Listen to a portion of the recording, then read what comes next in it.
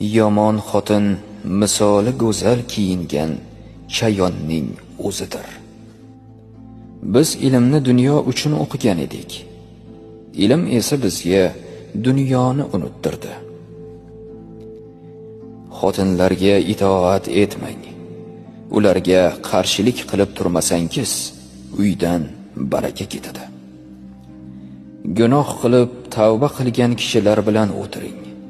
Chunki ular eng yumshoq yurakka egadirlar.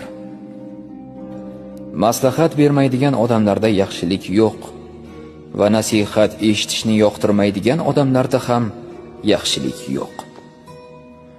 Odamlarning eng baxtlisi uning qarmog'idagi odamlar u tufayli baxtiyor bo'lganlaridir va eng baxtsizlari qarmog'idagi odamlar u tufayli baxtsiz bo'lganlaridadir.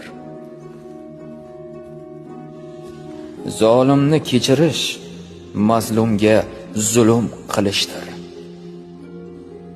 Men sukut saqlaganimdan hech qachon afsuslanmadim.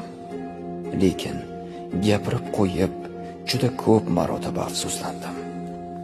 Erkak xotini bilan yosh boladek bo'lishi kerak. Lekin ayoli unga muhtoj bo'lgan vaqtida erkak bo'lishi kerak.